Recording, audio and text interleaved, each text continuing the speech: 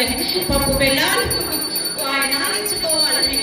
శుక్రవారం, మంగళవారం, గురువారం రోజు పసుపొట్టు తెచ్చుకొని ముత్తైదువులు నా దగ్గర వచ్చి ఆరతి ఇచ్చి వాళ్ళ ఇంటి శాంతి కోసం వేడుకోవాలి. వాళ్ళ తప్పకుండా చేస్తామమ్మా.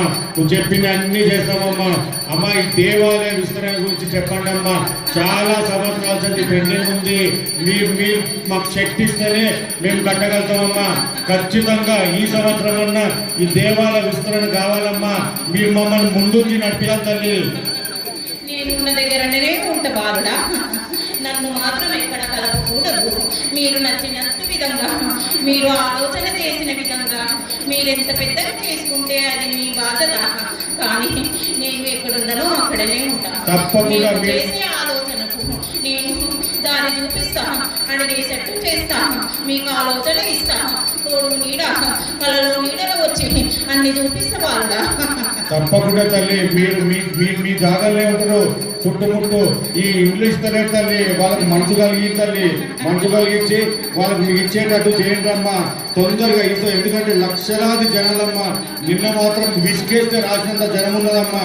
ఈ 10-11 రోజుల నవరాత్రి ఉత్సవాల్లో లక్షల జనాలు వచ్చిరమ్మా మీ అమ్మవారి మీ దర్శనం కోసము. మీరు వాళ్ళు మనసు కలిగించి వాళ్ళు చుట్టుముట్టు అన్ని కూడా క్లియర్ చేయండి అమ్మా. మీరు తొందరగా ఈ సంవత్సరం చేయాలి. నీకు కాకుండా వాళ్ళందరి ఆలోచన కూడా అదే బాధ. కానీ సమయం సందర్భం వస్తేనే అవుతుంది కదా. అమ్మా, మన భారతదేశానికి ఈ ఉగ్రవాద దాడి నుంచి మమ్మల్ని రక్షించాలి తల్లి. ఈనాడు చూస్తున్న అమాయకులు బలైతున్నారు. దాన్ని రక్షించాల్సినటువంటి బాధ్యత కూడా మీ మీద ఉంది తల్లి. దానికి మేమేం చేయడానికైనా మా భక్తులు చేయడానికి సిద్ధమన్నారు. దాని గురించి చెప్పండి అమ్మా. దుష్టులు వాళ్ళు చేసింది వాళ్ళే అనుభవిస్తారు. నా పిల్లలను నేను కాపాడుకుంటూ వస్తున్నాను. నా కొడుకులు అందరూ, నా ఆడబిడ్డలు అందరూ కలిసి దుర్మార్గులను, దుష్టులను పారదోలి నా ప్రపంచాన్ని ముందుకు తీసుకెళ్తున్నారు. అది నాకు సంతోషం.